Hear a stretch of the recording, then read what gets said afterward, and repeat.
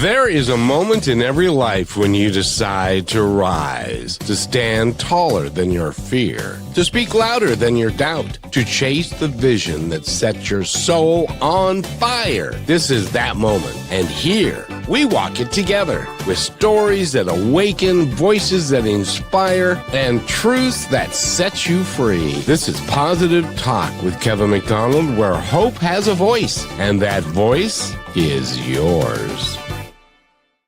And welcome to the show, everybody. Call your friends, call your family, call anybody you know, because this is going to be a great show, and you're going to really like it a lot because we're going to be talking to a gentleman. But first, we get to talk to my friend, Rochelle. How are you? I'm doing good today, Kevin. It's one of the calm days and the sun is out and people are vibrating a little happier. So it's kept me in a better vibration through the day, that's for sure. And I've been so excited and waiting for Benjamin Smith, who is here with us today. We get to talk to. He's got a website that is innerlifeofsport.com. And let me just tell you, people, this man does some pretty cool stuff and has got a brain that has a capacity that just brings me in awe. And so welcome, Ben. How are you today? Doing great. Thanks for having me on. And one of the things that I want to say right out of the gate, it sounds like it should belong on our website. And I hope you don't mind, Benjamin, I may steal it. But it is, if you go to his About Him page, it says, what does it mean to be human? That seems to be a major question. And what is a life well lived? And you're not going to find that out until you're on your last day here of how well you actually lived up to that. And what in the world are we called to create? Did you make that up all by yourself, or did you have help? Those have been questions I've been living my entire life. They've been curated and drawn from different teachers and sources, but those are the life spiritual questions I think we're all wrestling with. And I like to think of things more in questions than answers. And those are kind of the open-ended ways of beginning to understand just that, what it means to be human. I always said, because I had a question when I was in my early 40s, which was, why am I here and what am I here to do? Because what I'd done so far was fine and all well and good, but it wasn't what I was here to do, if you know what I mean. Rochelle, have you ever had those thoughts? Yeah, and I think it's crazy because when you enter that process of trying to figure it out, you see that there's so many paths that you can take, and you can see kind of where some of them break off too. And maybe it just helps you make decisions from that point on a little bit better. What about you, Ben? Yeah, I think it's an ever-evolving journey. And so the questions just keep that kind of open-ended, where we might think we know where we're going, but then the next thing opens up and we pivot. I don't know if you all are familiar with the poet Rainer Maria Rilke, who wrote this beautiful, he's a wonderful poet, but wrote a beautiful series of letters called Letters to a Young Poet. And there's a kind of famous line in there where he's talking to someone who aspires to be the level of a poet that Rilke is. He's a younger man. And Rilke replies just saying, you're not ready yet. You don't know what you don't know. And the point isn't to find those answers, but it's to really live the questions. And so I love that line of living the questions, which I think is how we discover our purpose and our calling along the way. You know, you just said my word for the week. What's that, Kevin? Pivot. And that comes from an old Friends episode. I don't know if you've ever seen that, but we spend our life thinking that we have an idea of what we are here to do, but we don't know. And unless we ask a question, in my frame of mind, and I want your opinion on this, in my frame of mind, because we have free will, oftentimes we will never ask that question so that the universe and the source and our guides and God, whoever you choose to call that, on the other side, they don't interfere until we make a clear resolution, or a what do you call it, Rochelle? What am I trying? Determined decision. No, that's another word for it. Yes, and when you say, "Why am I here?" and "What am I here to do?" then everything seems to break open. Has that been your experience, Benjamin? Yeah, I think in certain ways there's a receptivity that comes with it, and I found that being in community really helps too. I might think where I have the direction of my life, and then in conversations with really thoughtful peers, and in a place where I can fit in and belong, that often shapes the next iteration or the next place that I'm called to go. So I think we do that together as well. So let's go back into the mists of time and talk about how this all started for you and what you're doing today. Thank you. Yeah. So this whole journey really started in my experience as a young athlete. I was a high school quarterback, struggling with the yips or performance anxiety, really trying to figure out like what is going on in my mind. Why can't I access my whole skill set when I really want to? And it was kind of a disempowering feeling. So that led me to study sports psychology and try to figure out what happens in the mind under pressure. But through that journey, both personally and in the academic study, just kept running up against these bigger questions that I think sport reveals to us. The questions that you repeated at the outset there, Kevin, of what does it mean to be human, and what is a life well lived? And I found that sport's one of these few places that we see such a clear embodied expression of folks living out those questions. So I, instead of going down the sports psychology path into a doctoral program, pivoted and went and studied our spiritual and religious traditions, and how people have wrestled with these big questions across time. And now work with athletes and high performers on really cultivating that inner life, in a way of knowing who they are and what matters most to them, but also applying some of those tools from sports psychology, from mindfulness traditions, to help us be in the present moment so we can be at our best from a performance standpoint as well, but really anchored in that deeper understanding of who we are and what we're here to do. When you were a high school quarterback and you had the yips, did you start throwing the ball at people's feet? Absolutely. Yes. They'd be wide open and balls right in the dirt. And it's like, I know I can make that pass. What is happening? Yeah. And which is the most embarrassing thing in the world, especially when the coach says, well, I don't know what's going on. He made that throw last week. Yeah.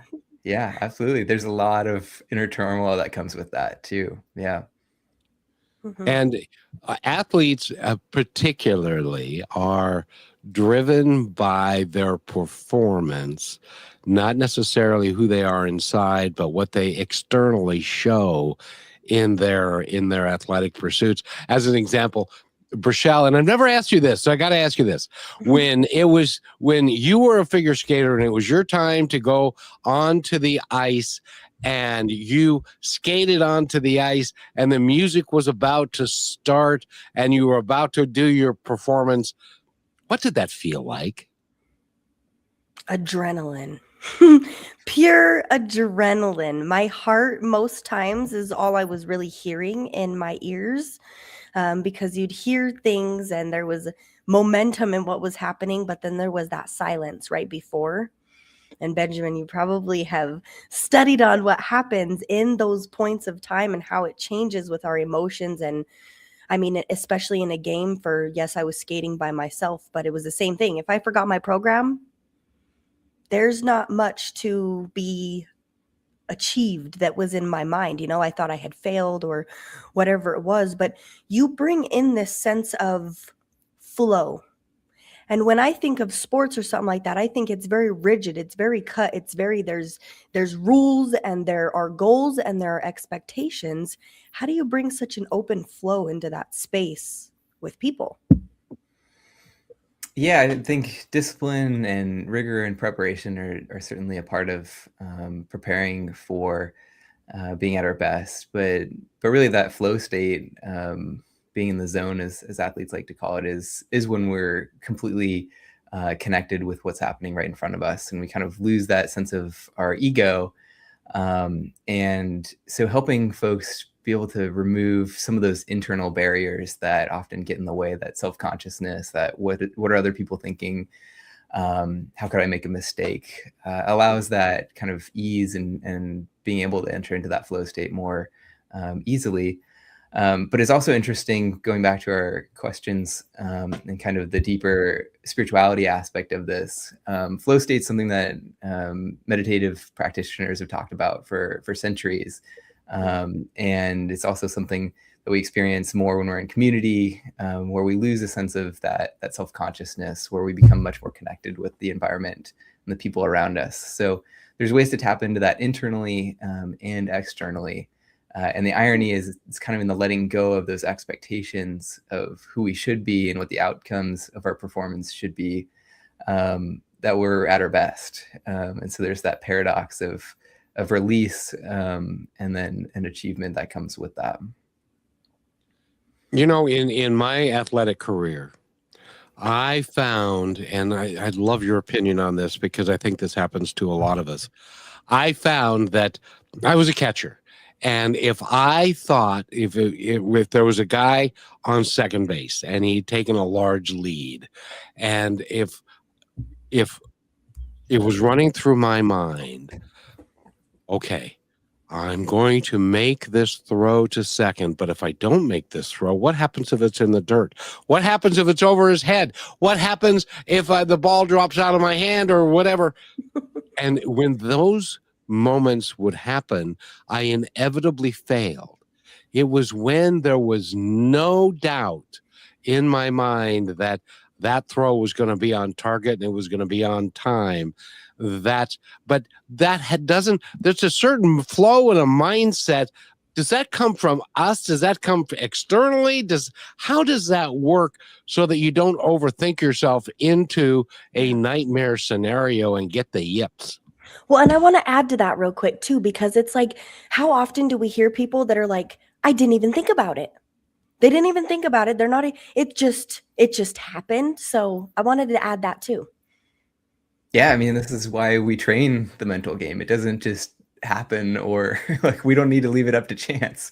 There's a whole mental preparation that goes into peak performance as well. And it's building the skills of self-talk and confidence, and what you say to yourself. It's building the skills of being in the present moment, being able to reconnect with your body, with the breath, being able to calm the nervous system.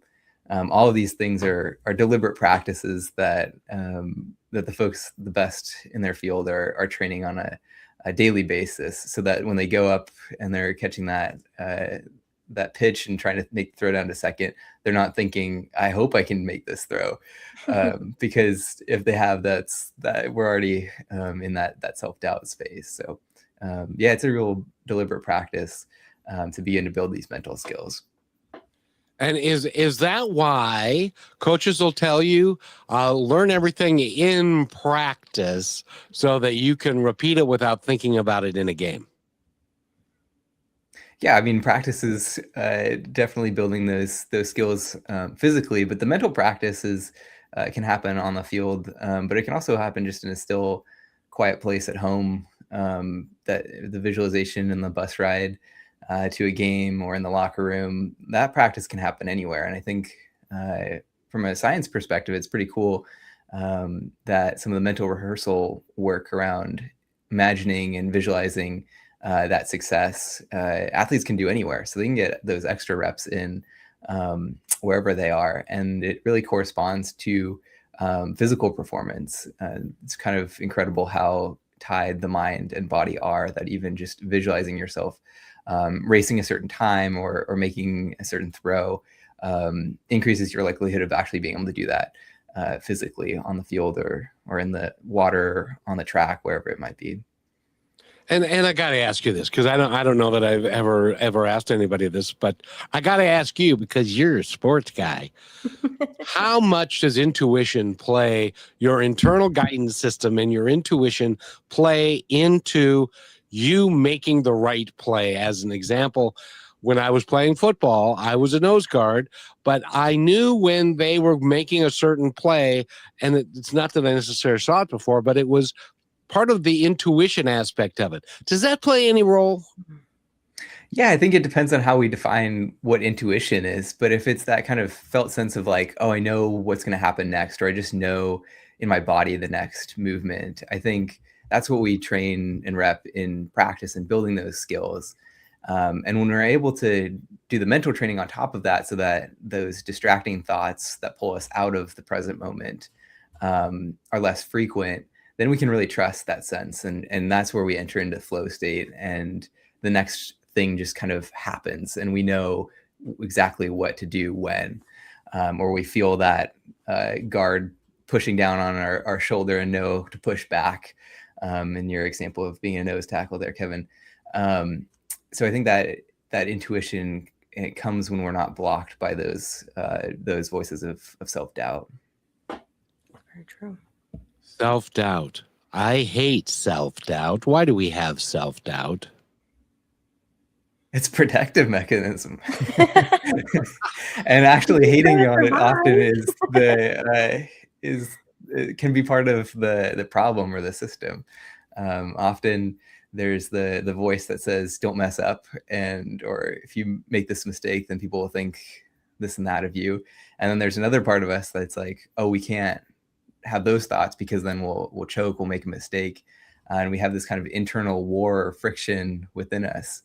And so the kind of counterintuitive move is actually to say, hey, I see you self-doubt, and I'm just going to notice that you're here and present and not push back against it, and just allow it to be there, but also to then be able to pivot your attention, and to trust in your skills, and rely on those past moments of success, of confidence, of knowing that you've been able to do it before. And by the way, we're talking with Benjamin Smith and Burchell. His website again is? Visit his website when we're on our little break. We're coming up with an innerlifeofsport.com is the website. And when we come back, Ben, I really want to talk about what it's like when you work with an athlete who maybe has to come to terms with their personal life and how it is affecting them as an athlete. And that involves character, doesn't it? And when we come back, we want to talk about that. And also, Samuel has stepped in, so we want to talk about that too. We'll be right back in 57 seconds. We often look for strength in what we can build or defend, but the most enduring strength is found in the quiet architecture of our character. It begins with integrity, the courage to ensure our inner reality matches our outer world. This requires a commitment to truth-telling, not just when it's convenient, but especially when it's hard. Truth is the ground upon which trust is built. Without it, there is no foundation. From that foundation grows kindness. Real kindness isn't a passive act. It's a deliberate choice to see the humanity in others even when they're at their most difficult. Yet because we're all human, and when we falter, forgiveness becomes our most vital tool. Forgiveness is not about excusing wrong. It is the strength to release the weight of resentment so we can keep moving forward. So your point to ponder for today: if you lead with integrity and truth and finish with kindness and forgiveness, have you ever truly lost anything? And welcome back to Positive Talk. Burchell is here, and Benjamin Smith is here, and his website again, Burchell, is? Yes, innerlifeofsport.com is where to go. And Benjamin, I have to know, I know you've got to work with some people that you say, hey, maybe there's some things in your personal life that can be changed if you are willing, because it is affecting you as an athlete, and how you help them. Absolutely. I think all of these things are interconnected. We try to divorce who people are on the field and who they are off the field sometimes, but I don't think that's a true distinction. As we talked about earlier, sports are one of these spaces where we see the fullness of what it means to be human, and so that means we're bringing the entirety of ourselves, both on and off the field.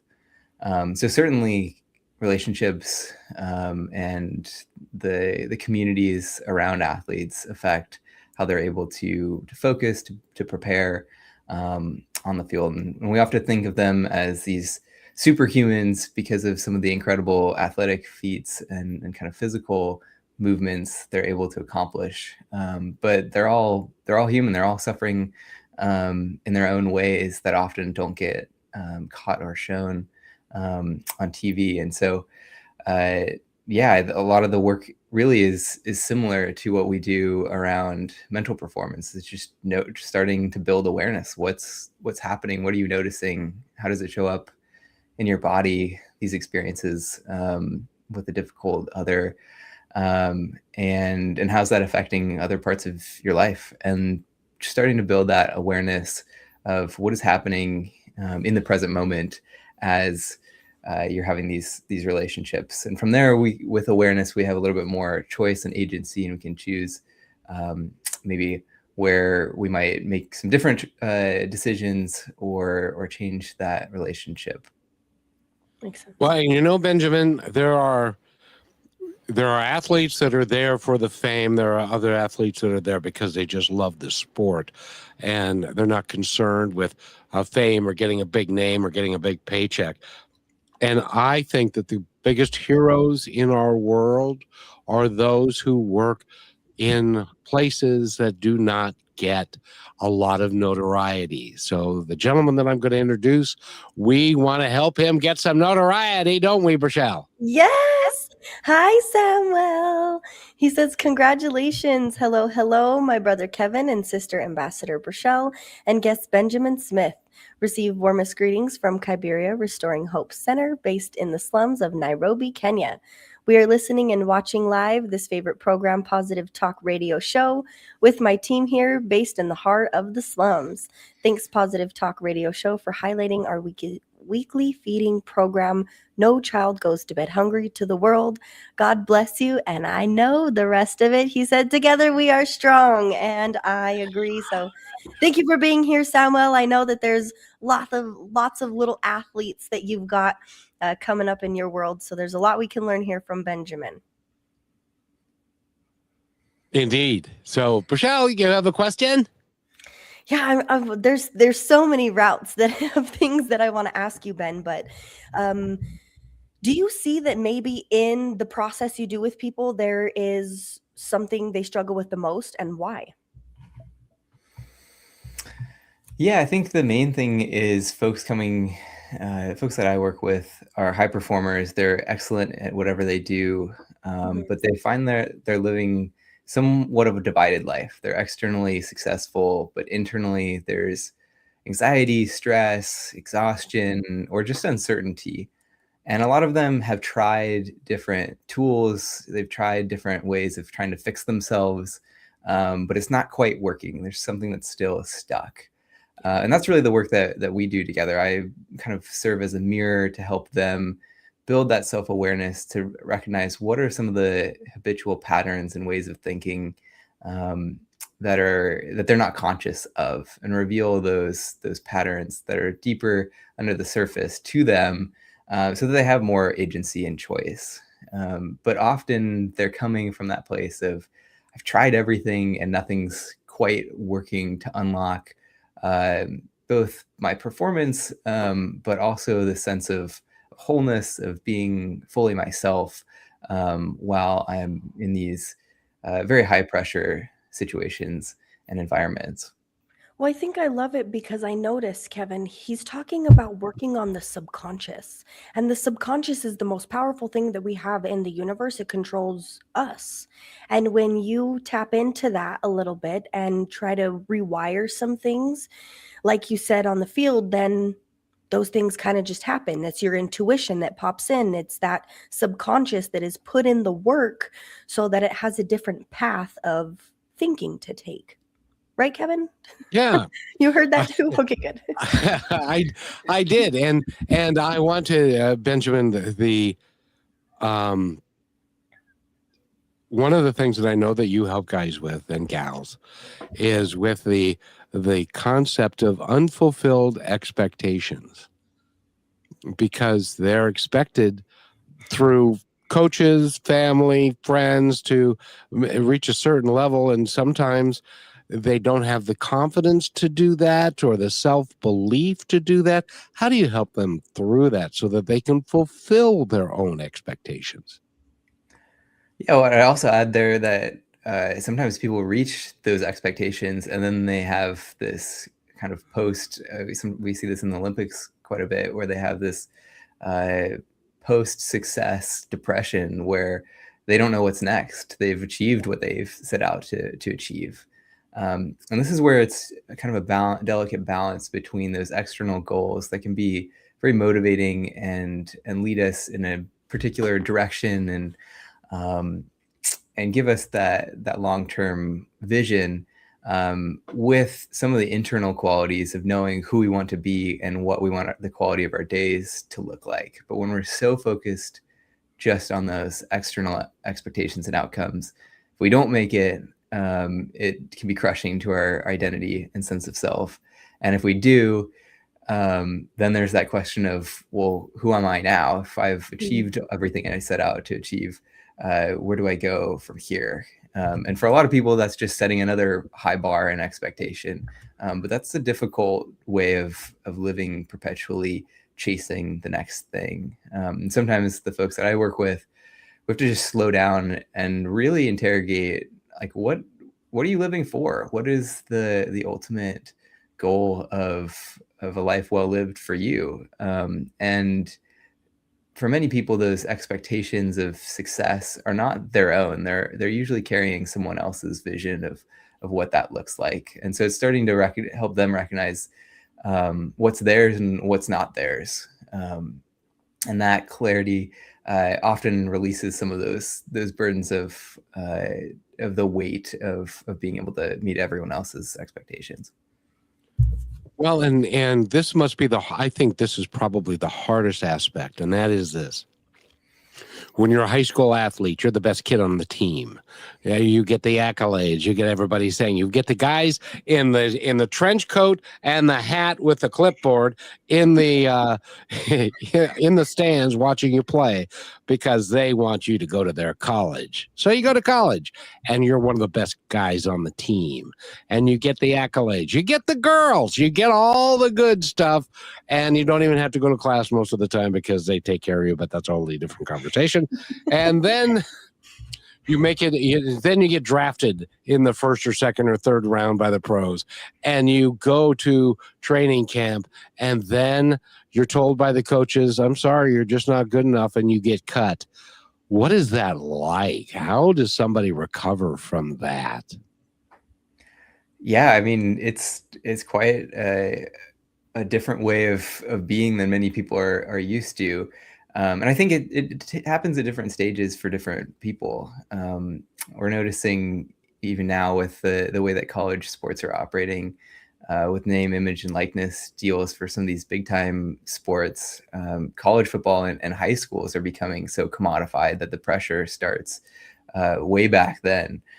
So even if you're elite in high school or in college, there's all this pressure to transfer, to move, to be able to get more money before you're even in the pros. So that builds over time. And I think at some point, every athlete has to reckon with where they are and when at the point at which they're not good enough, whether that's transitioning into retirement, whether that's a critical injury, or whether it's being cut from a team. And transitions are hard for everyone, but it's especially hard when you're living in a world that's so structured and everyone kind of sets the schedule for you, and you don't have experience with that autonomy in making those decisions. And so it's a practice of relearning that decision-making power and process on your own once you leave sport.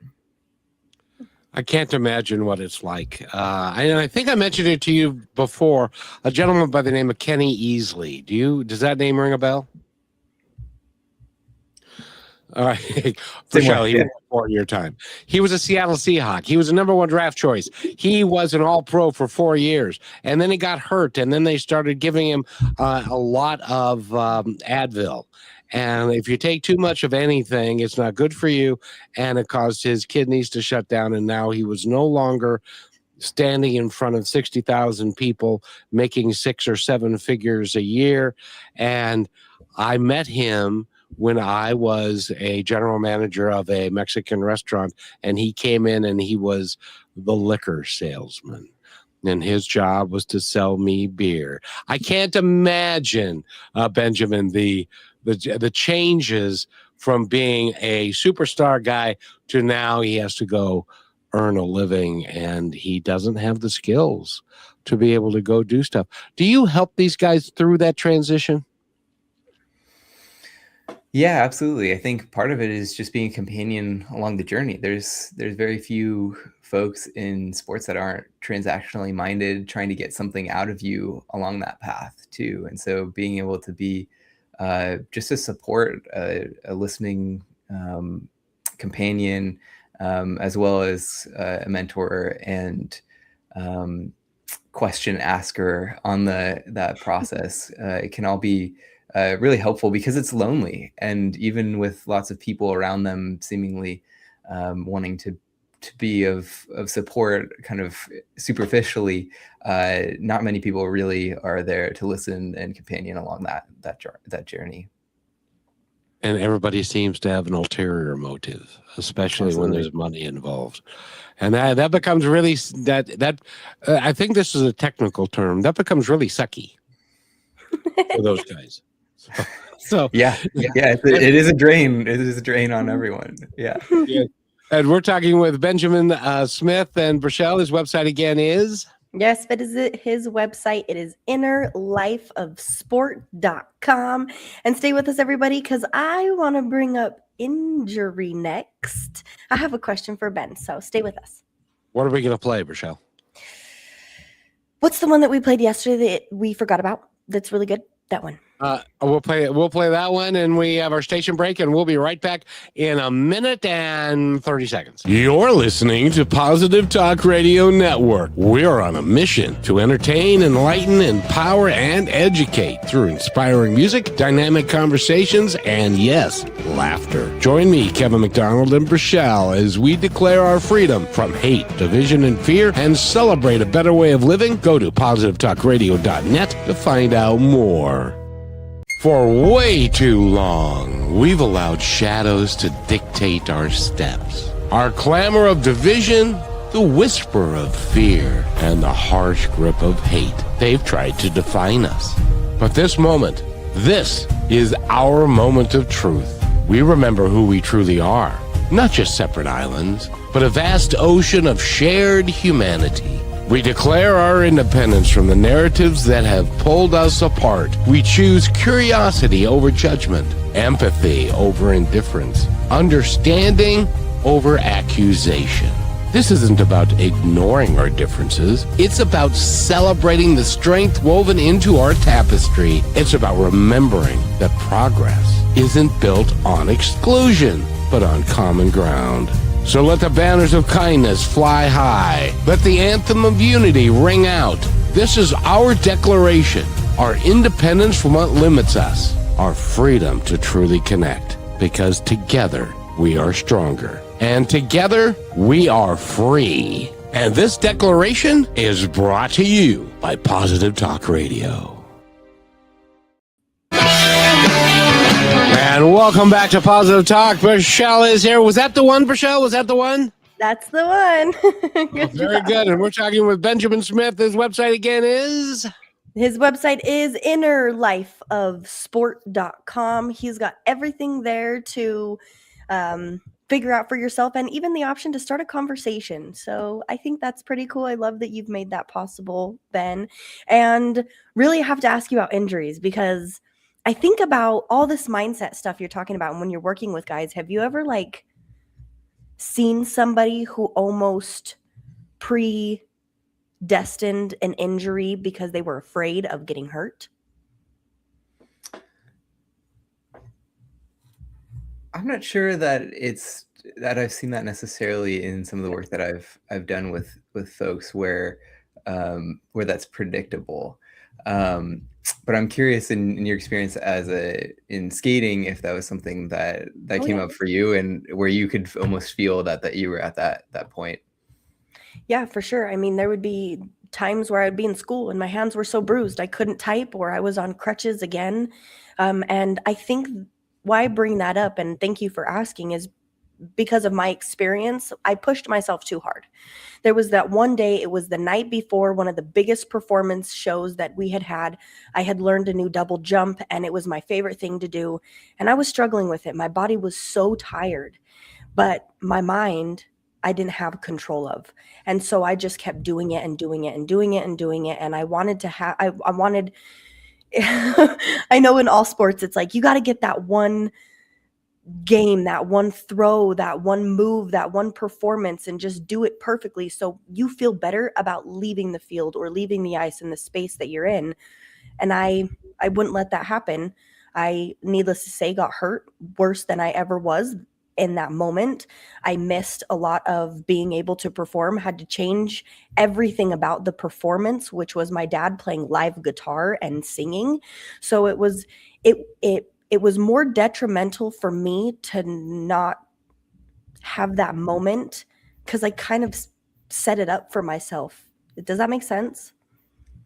Yeah, absolutely. There's so much internal pressure to get it right and do I mean, well. you're already afraid of falling. You're on Yeah, ice. You know, yeah, any game is dangerous, especially like football and stuff like that. So yeah. And the over preparation just kept pushing you to exert yourself past your physical limitations. mhm. Yeah, yeah, that makes a lot of sense. Now, Rochelle, was that something that you put on your pressure on you put on yourself, Yeah. or was that It external didn't come pressure? from anybody else. There wasn't a coach my coach was telling me to get off. My mom was telling me to get off. Some of the other girls were like, you should probably just get off, like we're done. Let's just stop. And I'm like, no, I don't know what's wrong with me. I have to land this jump before I get off the Mhm, ice, and found myself barely able to walk. mhm. And it all came from within me. And you just said something, Benjamin. You said over preparation. How does that happen? Is that similar to burnout? Yeah, I mean, I think there's certain ways it's funny in sports there's so much hype around being prepared all the time and having all the answers. And I think there's a way in which there's preparation just comes out of pure anxiety, and there's a point at which it's not helpful just to keep preparing. Yeah. Um, or keep rehearsing the possible mistakes or failures, because it's done from that space of what if I mess up, versus kind of imagining what could go right and moving from that place.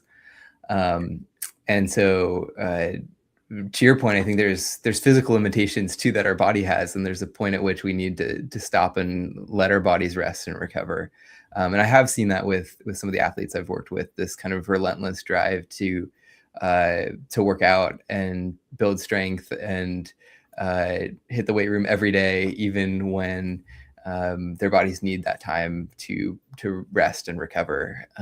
So being able to honor that part of the experience, and folks at the elite level really know that balance of pushing and strain and doing difficult work, and then also taking that downtime, which I think is a lesson that we can take out of sport too, because in the business space, there's a similar culture of just grind 80 hours a week and don't sleep, and that being somehow better for our success than actually following the rhythms of the body, and of our humanity. All of that translates into the business space as well. Did you have that downtime in football, Kevin? Did they teach you that? No. I played in the 70s. I They know, didn't, but there's still a point. they didn't even let you have water. And Oh, okay. Never mind. you weren't allowed to have water. If you wanted water, you were just a weakling. And it could be 90 degrees, and it could be the second practice of the day.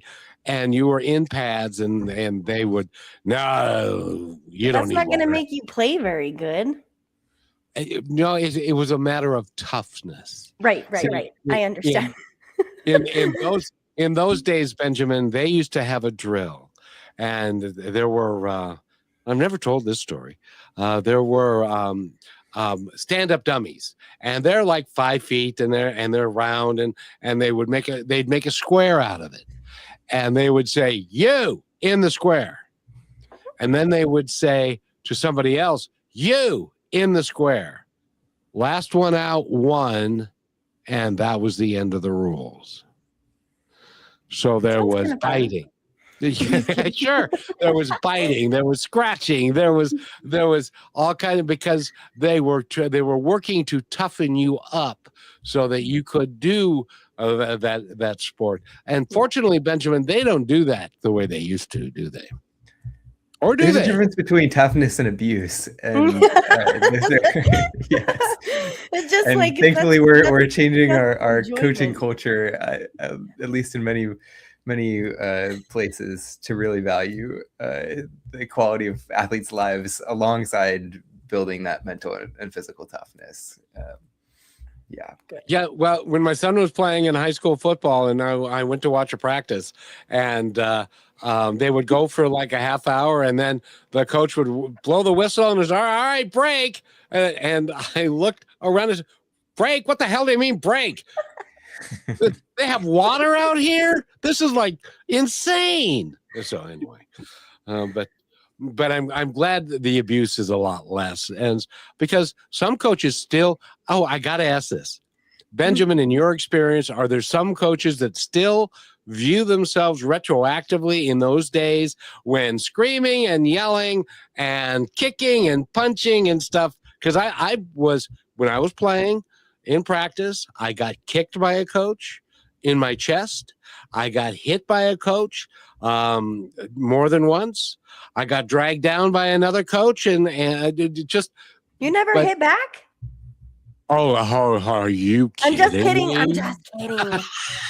If you ever hit back, it was not going to be good. But has coaching evolved past that, or there's still some retroactive coaches that do that kind of stuff?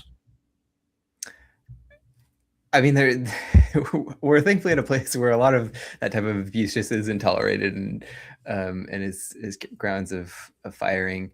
And I also think there's still a lot of coaches who coach the way that they were coached. And this comes back to some of the inner work that it takes to be a true leader. And for many of these coaches, they're still acting out of the same mindset that they had as athletes, or that they saw modeled around them, and have never really taken the time to examine who they are as a leader and as a coach, a mentor, a teacher. And so my invitation in working with coaches is to start kind of backwards. So many of them talk about building a winning culture, and they know that a team coming together and playing for each other really matters in performance and success, and that they can kind of trace to team leadership. But what they don't always make the leap or the jump to understand is that leadership starts with who they are and what they model. And if they can't lead themselves, if they're constantly screaming at the wrong times, or if they're too anxious to give hard feedback to their staff or to their athletes, then they're not being the leader that they need for their team and to build that winning culture. Winning culture is not just exercises, words on a wall, off-site, team bonding nights, but it's really who you show up as on a daily basis. And if you haven't really interrogated what are your trigger points that cause you to burst into a fit of rage, or to cause you to want to throw up before every game out of anxiety of your team's performance, then you're not really in a space to lead your team to the greatest potential that it has. So I think the kind of abuse that you talk about, Kevin, is the extreme end of really not knowing who you are as a person. But there's other ways that coaches still show up, not fully knowing who they are and how that impacts their team leadership, and then how that impacts their team's performance on the field. And do you know what the most embarrassing thing I've ever seen in sport? There was a kid, his name was Rick Reese, and he had an upset stomach every time he played. And so there would be 300 people in the stands. The cheerleaders were on the track, and he would run into the track and throw up before every game. And because but that happens to athletes when they have such a nerve. When we come back from this break, because he mentioned it, Rochelle, he said leadership, so that means I've got to do this. But when we come back, I want to get your idea, Benjamin, about how that kind of stomach thing and how to control that so that you don't end up throwing up in front of a cheerleader that you were trying to date 3 months ago, but now thinks that you're nuts. So in any event, we'll be right back in just 1 minute. Here are some points to ponder from Positive Talk Radio. You know, some say leadership is about getting the work done, about pushing forward, no matter the cost. But what's the cost of a team with no purpose? What if a single act of support, a single moment of genuine grit could change everything? What if leadership was a catalyst? Because true leadership isn't about being in control. It's about empowering others to find their purpose. It's about leading with passion and igniting the fire in everyone around you, creating a culture of teamwork and common purpose. A true leader finds this culture by enthusiastic purpose and team development, making each team member feel empowered to create, improve, and execute their tasks with genuine passion and a strong belief in the company's mission and focus. In other words, lead with purpose. And welcome back to Positive Talk. My name is Kevin, and Rochelle's right there, and Benjamin Smith is our guest. Go to his website, Rochelle, which is innerlifeofsport.com, and he's got the option to chat with him, so keep that in mind. I highly recommend it. And by the way, first of all, Benjamin, what did you think of that piece? I love it. Love all these pieces. A lot of thought put into the words behind these and the real intention of values and who we want to be in the world. And speaking of intention, if you're intending not to throw up on the track before every game, how do you help a guy get away from that? Can you? I mean, our physiology appears in or shows up in so many different ways in sports, but starting to really learn how to train the nervous system in those moments of high anxiety. So being able to come back into your body, sometimes it's just as simple as feeling your feet on the ground, your cleats on the turf, breathing, being able to elongate the exhales longer than the inhales, really help calm our whole sympathetic nervous system, that fight or flight mode down. For myself, I love now is whenever I'm working with teams and have the chance to go on a field and there's kind of that nervous energy, just walking out and taking in the environment, feeling the breeze, taking in the sounds of pregame warmups and the stands, the music, feeling my feet on the ground. Just really grounding in the senses can be a way of letting that kind of that pre-performance anxiety rush past a little bit and become more in tune with how I'm showing up. So those are a couple quick methods, but really learning what it is that works for you. There's not usually one go-to tried and true method that works for everyone. But experimenting with a couple of things and playing with it, seeing what works best. Does mindfulness and meditation and focus help? Absolutely. Those are key tools to train all of this, training that ability to be in flow state, training that ability to watch those thoughts come and go, to even watch that anxiety bubbling up in the stomach, and rather than kind of trying to prevent it, just sitting with it. That's part of this, even in the really uncomfortable moments, building that awareness too. Well, isn't it so important too? Because if you don't have that before the game, there could be something that happens in the stands that completely throws you off. Does that happen too? Where it's just, if you don't have the focus when you first come out, does it usually last throughout the whole game? I mean, yeah, the ability to refocus is crucial. I was working with a coach a couple of years ago who at the college level his family was there, young kids, and there were uh, some students there who were jeering him and his team in front of his family, and he was trying to coach, but also cognizant of what was happening in the stands. And it's a really tough place to navigate. And that's part of the pressure on everyone is holding all of those things at once, and being able to refocus your attention to where it needs to be in the moment. Sure. It's a really tough place to be when you're trying to coach kids or people or adults, and you got people yelling at you from the stands, and calling you all sorts of names that you haven't been called in years. Absolutely. Yeah. Well, I don't think anyone is at their best while taking that type of abuse. And so it's really, can we find that calm, grounded center within us to stay in that place rather than kind of being sucked out by the environment around us. So, Benjamin, I got to ask you, and Rochelle, his website again is innerlifeofsport.com. If somebody wants to work with you, what is the process? What does it look like when somebody wants to work with you? Yeah, appreciate that question. Really just starting with the conversation, seeing what are you coming here to work on? What are your goals? What's blocking your ability to be your best? And sometimes folks don't even know exactly how to name that or what that looks like. So we start by just kind of fleshing that out and seeing what are the goals that you have with where you're going, what seems to be getting in the way.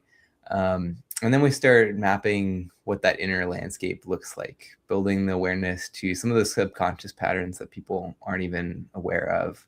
And what I find over time is building that awareness. There's these small moments of insight along the way, but often this kind of gradual arc of being more aware, more self-confident, more grounded, more focused, that comes on the other side of these practices and of that work together, so that they can lead, they can perform, they can compete from that place of gratitude, of real play and joy, and also still perform at the highest level.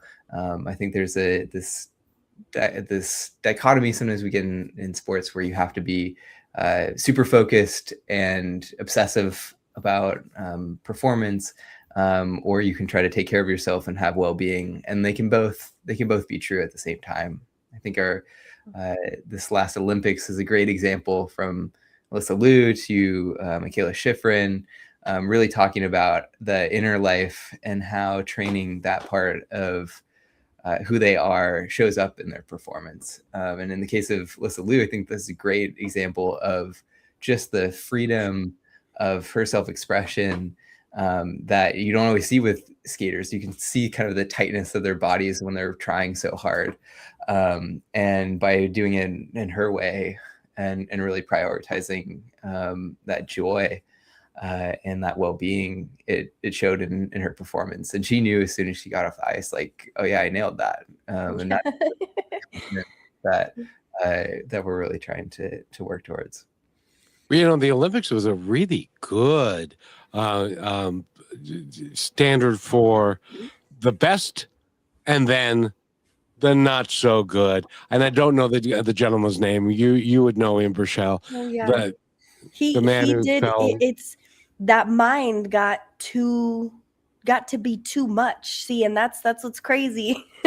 Ben, you probably know, is when you heard them first come out and express the way that she said, I just want to show people what I can do. He said, I want to be the best in the world, or something along those lines. And so that expectation they both had for themselves was completely different and guided that along the way. By the way, Alyssa Lou, if you ever hear this, I love you. Find me.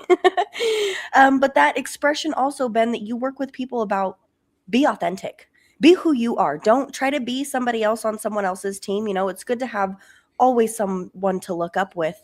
And you sit here as yourself to also provide that. I'm authentic, I'm raw, I'm here to just, as you said, you try to be a mirror for people, which I think is extremely powerful to be able to do. So, what is the favorite part of your work that you do? Like, what's the Yeah, most, what feels the best at the end it's of the that day? it's being able to watch people succeed at whatever they're setting out to be successful at, and really celebrating that along the journey. And yeah, when they're able to have these insights too of, oh wow, I didn't even notice that that's what was happening inside, and we're able to talk about those things, and be able to find just a little bit more ease. It's when I get a text from a client that's like, yeah, I'm just moving through the day without as much anxiety as I used to have. And it's subtle, but it's showing up. And I'm having these hard conversations with loved ones, with people on my team in ways that I could never have before. That's the good stuff. That makes me feel alive. And that's why I do this work. Benjamin, how do you cure the yips? That was everything we talked about in this whole conversation, Kevin. It's building that self-awareness of what's really happening inside. It's building the performance tools to be able to be to regulate our nervous system when it starts to get overactivated. It's building that inner self-compassion, being able to just befriend that anxiety within us, and it's being able to refocus on where we need to place our attention in the present moment. So it's a process. It's not one quick fix. It's not just let it go or don't worry so much or don't try as hard. None of those things work. But it's a real process of inner self exploration. And whether it's the yips for an athlete or if it's some other form of performance pressure or stress for folks in the business world, it's all the same inner work that we all have to do at some point to navigate the pressures, the suffering, the grief that we all hold moving through this life as human. How do you teach somebody in business balance? I'm not always sure balance is the goal. I think there's this faulty way of understanding the work-life balance that we need to have a certain split of our time. But I think there's a rhythm when we're our full self, as Rochelle was saying, that authentic expression of ourselves, where we know how much time to be spending in at work and with our family or with ourselves. And it may ebb and flow in different seasons of life, in different seasons of the year. But I think this perfect balance is often, I don't know if that's always the best goal. I think sometimes it's to really interrogate why and where am I spending my time, and really doing that from a place of values alignment, figuring out what is a life well lived for you, and then how do you enact that. So I think that's usually where I start. It's fair to say that you can find harmony in the imbalance. Yeah, absolutely. Yeah, I think there's seasons of wintering, of rest, of time with loved ones, and then there's times of pushing hard and building something and creating, and just being aware of and noticing those patterns is part of this healthy living, at least in my opinion. I know everyone has a different approach to that. Yes. That term balance and that way of being. Yeah. Benjamin, how do you help somebody who's been in business and they've worked hard and they've risen through the ranks and they've gotten paid more and they've gotten paid more? They got the car, they got the house, they've got the kids, they got all that. And at the end of the day, they come to you and they say, Benjamin, I got everything that I worked for, everything that I thought I wanted, but it's not enough. Yeah. How do you help? Sometimes we just start by sitting in that discomfort and noticing what does it feel like to be right here, right now. There's plenty of things we could talk about. There's exercises we could talk about for figuring out your values, or figuring out where you want to go, or figuring out what your sense of purpose is. But often it's really just being present to what is right now. And if there's that discomfort of like, man, something doesn't feel right, I feel like life should be better, or life should be more fulfilling, starting to really listen to that voice and explore what's that trying to tell you, what's not working, what's feeling off. And those answers are already inside of us. We don't have to do a bunch of exercises to try to flesh that out, or figure out the next goal to satisfy. But often it's just starting with that discomfort and sitting in it and seeing if we can be really curious about it. And instead of that judgment that often comes with it, life should be fill in the blank. That's a great place to start, with curiosity. Why should it be different than it is? Kevin, that's the same advice you gave me. You know Which that? part? What he just said. Sit with it and listen to what it's trying to tell you. Don't smother it, and don't let it overtake you. Just be curious in it. And that, Benjamin, is seriously what shifted everything for me, because it was just this open view of me. Benjamin, you should have seen the look on her face when I said, Rochelle, just let it be. Yeah.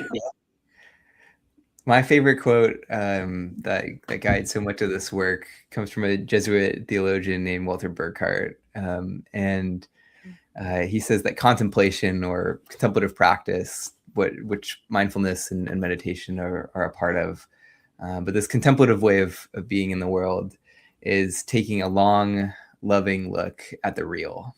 And I love that, because so much of life, we're moving so fast that we don't have time for the stillness to take a long look at anything. And then when we do slow down, we start to realize, wow, there's stuff I really don't like about this experience and where I am right now. And so if we can bring that loving approach, that invites in some more curiosity. And then we sit with the real, and what's actually happening, and what is the deeper truth that needs to be tended to, and what are we connected to in ways that we didn't even know. So that's a whole process, and that's the work that I help folks navigate as well. That long, loving look at the real. Yeah, and I love that you mentioned that when that happens, you already have the answer. You don't need to go seek and search and pull and find it somewhere.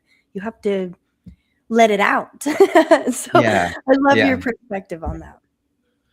And we've been talking with Benjamin Smith, and Benjamin, I want to thank you for being here. You're going to have to come back. And Rochelle's going to take us out because she does such a good job at this. Yes, well, thank you, everybody who's been here. If you didn't listen to the full show, please do that.